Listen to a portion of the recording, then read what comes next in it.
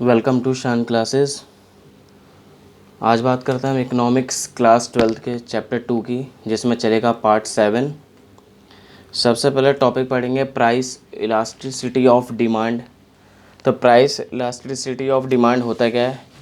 कह रहा है एक रिस्पॉन्सिव यूनिट होता है। जब प्राइस चेंज होते हैं तो उसके साथ क्वांटिटी भी चेंज होती है, यानी there is a inverse relationship between price and quantity of demand. जब प्राइस कम होते हैं तो डिमांड बढ़ जाती है, यानी कि जब प्राइस कम होते हैं तो डिमांड बढ़ जाती है। जैसे ही प्राइस ज़्यादा हो जाते हैं डिमांड कम हो जाती है। इसी को जो रिस्पॉन्स करता है उसी को कहते हैं प्राइस इलास्टिसिटी ऑफ डिमांड। तो प्राइस इलास्टिसिटी ऑफ डिमांड निकालने के कुछ फॉर्मूले भी होते हैं, जैसे E D equals to E D for elasticity of demand percentage change in quantity demand.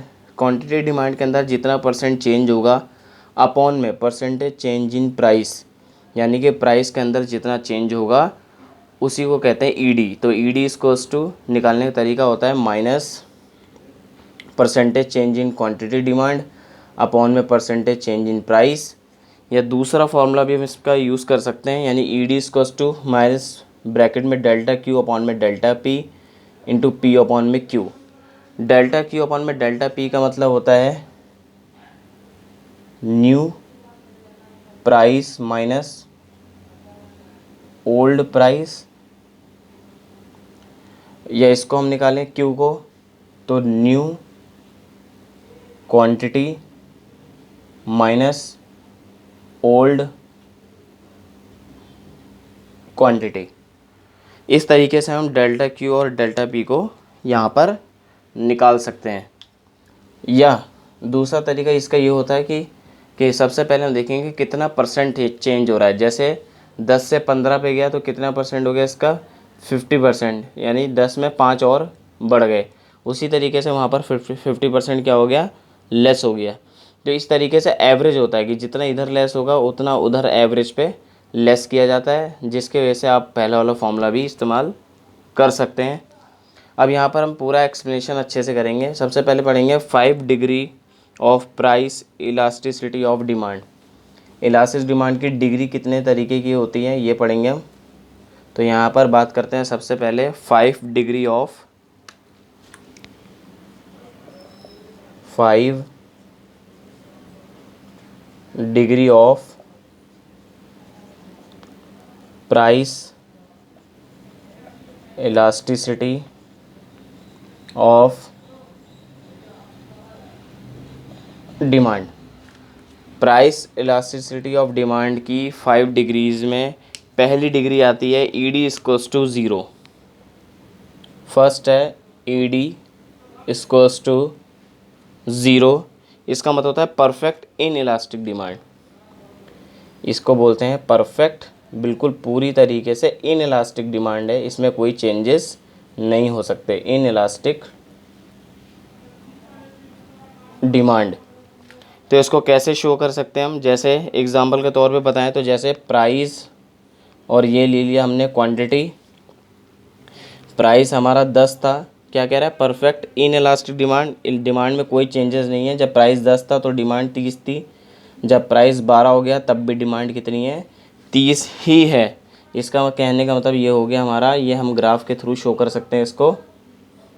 ये हो गया आपका एक्स एक्सेस, ये हो गया आपका वाई एक्सेस, ये आपका ओरिजिन पॉइंट। कह रहा है कि डिमांड यहाँ पर ये क्या है, सेम है। इसको बोलते हैं क्वांटिटी ऑफ डिमांड, ये होता है प्राइस।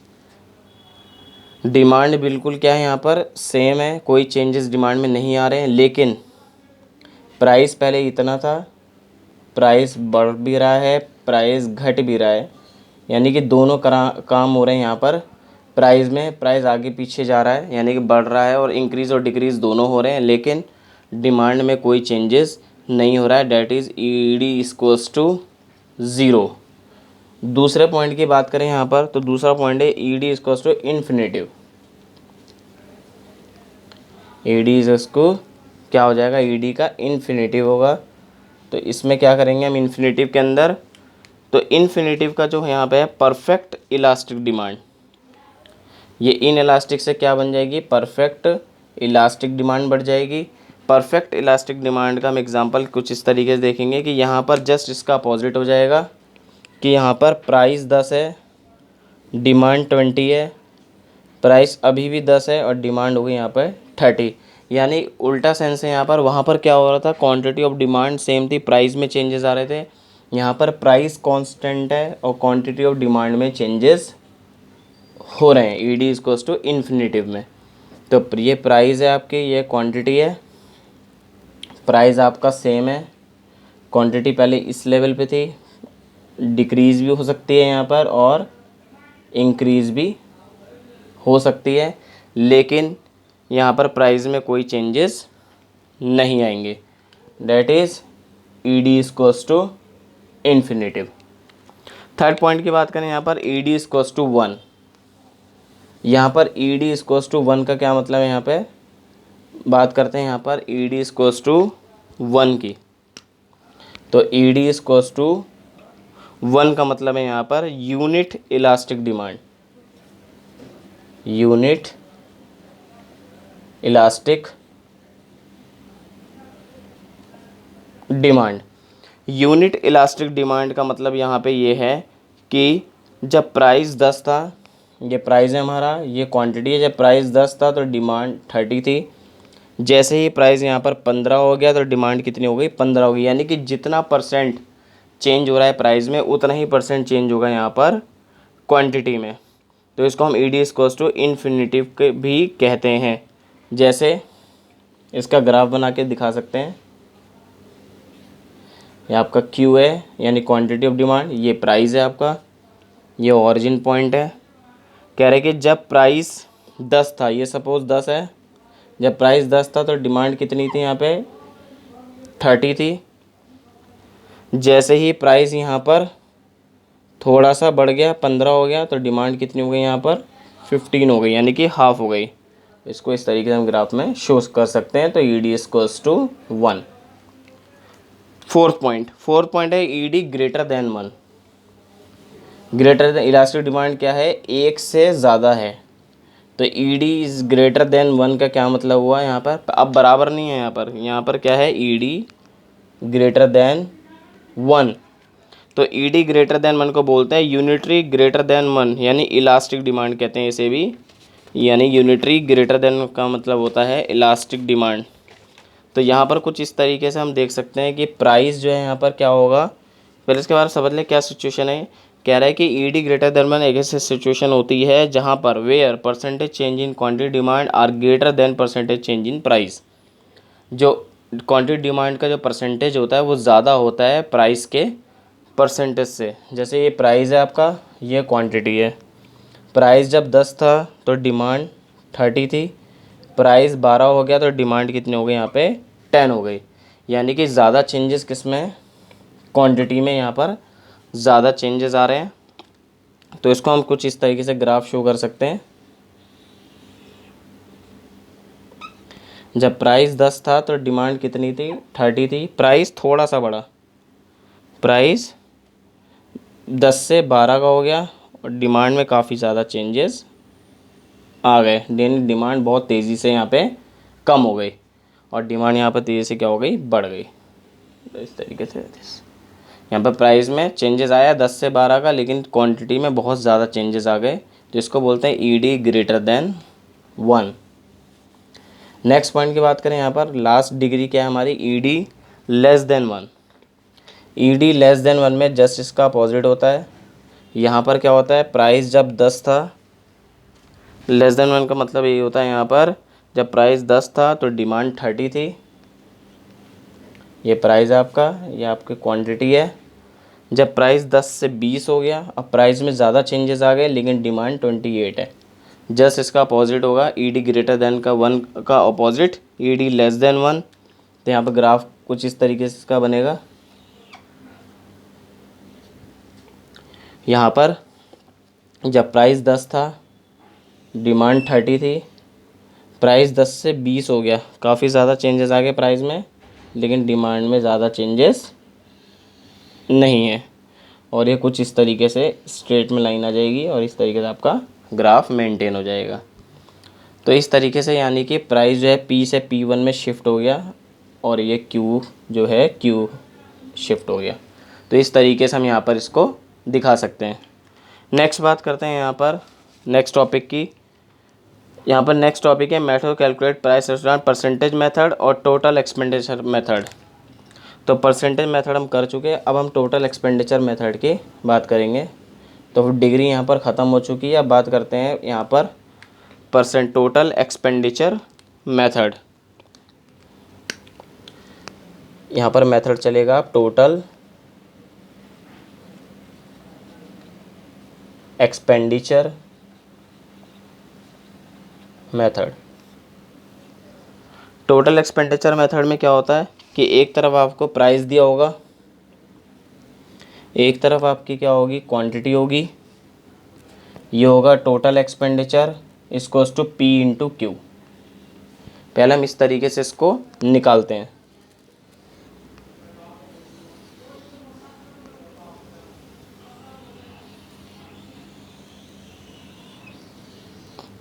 इस तरीके से हम उसको निकालना पड़ेगा हमें कि ये प्राइस है हमारा, ये क्वांटिटी है, ये टोटल एक्सपेंडिचर निकालने का तरीका होता है पी इंटू क्यू। तो प्राइस है हमारे पास 6, 5, 4, 3, 6, 5, 4, 3, 2 और 1। क्वांटिटी हमारे पास है 1, 2, 3, 4, 5 और 6। और टोटल एक्सपेंडिचर निकालने में कैसे 6 1 ज़ा 6, 5 2 ज़ा 10, 4 3 ज़ा 12, 3 4 ज़ा 12, 2 5 ज़ा 10 और लास्ट है हमारा 1 6 ज़ा 6। अब बात करते हैं यहाँ पर किस तरीके से इसको हम देखेंगे। तो 6 की सिचुएशन आ रही है वो कैसी आ रही है कि प्राइस जो है यहाँ पर ईडी ग्रेटर देन 1 बताया जाएगा, क्योंकि प्राइस 1 से 2 आया लेकिन क्वांटिटी डिमांड में यहाँ पर ज़्यादा चेंजेस हो रहे हैं। तो ये पॉइंट देखा जाएगा यहाँ पर ईडी ग्रेटर देन 1।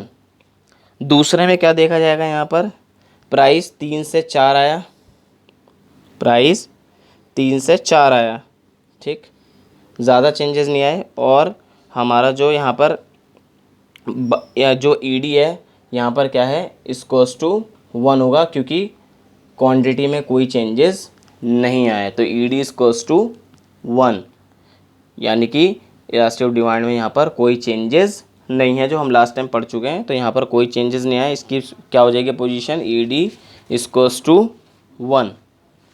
थर्ड की बात करें तो प्राइस हमारा क्या है 2 से 1 पे आ गया और यहाँ पर क्वांटिटी जो है 5 से 6 पे आ गई और यहाँ पे टोटल एक्सपेंडिचर है 10 से 6 पे आ गया, यानी कि क्वांटिटी कम हो गई, यानी इलास्टिक डिमांड कम हो गया। तो ईडी लेस देन 1। तो 3 सिचुएशन हमें यहाँ पर मिल गई।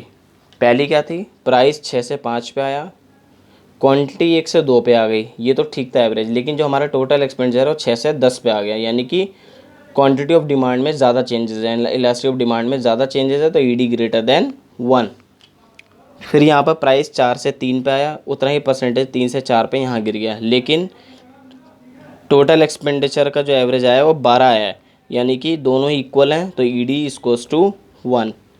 तीसरे में 2 से 1 पे आ गया और ये 5 से 6 पे चला गया, एवरेज सेम है बट यहाँ पर क्या है 10 से 6 पे आ गया ये टोटल एक्सपेंडिचर, यानी ईडी लेस देन 1। तो 3 डिग्री यहाँ पर आपकी क्लियर हो गई, ED greater than 1, ED equals to 1 और ईडी लेस देन 1। रीज़न कैसे देते हैं, एग्जांपल देता हूँ। जैसे ईडी ग्रेटर देन 1 का when price reduce and the total expenditure increase then there is inverse opposite relationship between price and total expenditure called elastic ed is greater than 1।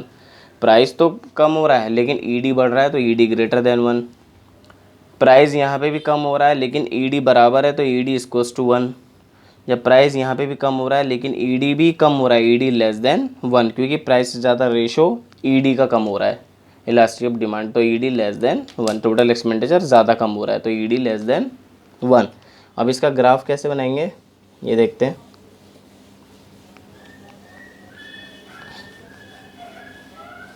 Graph के लिए क्या करेंगे, यहाँ पर एक ऐसे ड्रॉ करेंगे लाइन। 3 सिचुएशन यहाँ पे दिखानी है हमें, सबसे पहले सिचुएशन है कि जब एक दूसरे इक्वल लेवल होता है तो हम उसके बेस पे भी देख सकते हैं एवरेज। तो यहाँ पे लेंगे ओरिजिन पॉइंट, ये एक्स एक्सेस, ये वाई एक्सेस।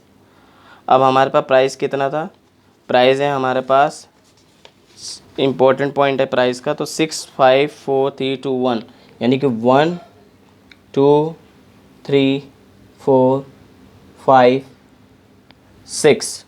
और हमारे पे ईडी कितना है, हमारे पास ईडी हमारे पास आया है 6 10 12 12 6 10, यानी कि 6 12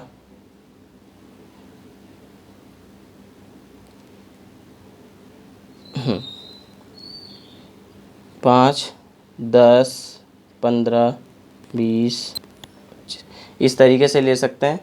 या हम इसको डायरेक्ट शो करना चाहें तो एक डायरेक्ट एवरेज लेके हम शो कर सकते हैं। डायरेक्ट एवरेज शो करने के लिए क्या करेंगे, ऐसे ग्राफ बनाएंगे हम यहाँ पर 3 पोजीशन यहाँ पर हम इसको दिखा देंगे। पहले तो ये हम पॉइंट ड्रॉ करेंगे एक्स एक्सेस वाई एक्सेस का। ये आपका टोटल एक्सपेंडिचर है, यह आपका क्या है, प्राइस है। प्राइस कितना है आपके यहाँ पर, प्राइस आ गया आपका 1 2 3 4 5 और 6। अब देखते हैं यहाँ पर किस जगह पे कौन सा पॉइंट आ सकता है। तो सबसे पहले देखेंगे यहाँ पर था क्या हमारे पास, जब प्राइस 6 था और फिर डिमांड ईडी 6 और 10 थी, यानी 6 और 10 पे एवरेज लेके जाएंगे। तो यहाँ पर हमें खुद ही अंदाज़ा हो जाता है 6 और 10 का क्या एवरेज हो सकता है। एक तो ये हमारा पॉइंट 6 आ सकता है, ये पॉइंट हमारा 6 आ सकता है, और ये वाला पॉइंट हमारा 10 आ सकता है। तो 6 और 10 के सामने लाइन ड्रॉ करेंगे। ये सपोज 6 है हमारा और ये हमारा 10 है, ये हो गया। 10 के आगे 12 का एवरेज इक्वल है, तो इक्वल एवरेज ऐसे आएगा। और फिर अब नेगेटिव है, 10 से 6 पे आ रहा है, तो वापस फिर ऐसे चला जाएगा। तो कुछ इस तरीके से हम इसको ग्राफ को मेंटेन कर सकते हैं कि पहले 6 से 10 पे एवरेज गया, 12 पे आके इक्वल हो गया, फिर 6 से 10 से 6 पे वापस आ गया। यानी कि सिचुएशन क्या है, ई डी लेस देन 1, यहाँ पे आ जाएगा ई डी इक्वल्स टू 1, यहाँ आ जाएगा ई डी ग्रेटर देन 1। 3 सिचुएशन में हम इसके ग्राफ मेंटेन कर सकते हैं। लास्ट बात करते हैं ज्योमेट्रिकल मेथड की। ज्योमेट्रिकल मेथड में क्या होता है, एक फॉर्मूला मेंटेन करते हैं यहाँ पर भी। ज्योमेट्रिकल मेथड के अंदर मेन जो होता है वो होता है प्राइस इलास्टिसिटी ऑफ डिमांड। इसके अंदर टोटल एक्सपेंडिचर मेथड और ज्योमेट्रिकल मेथड बहुत ही कम आता है। तो बात करते हैं यहाँ पर ज्योमेट्रिकल मेथड की। ज्योमेट्रिक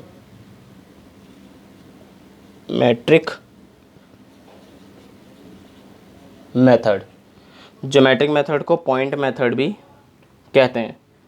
ये इसका फॉर्मूला होता है E D equals to lower segment of demand curve, lower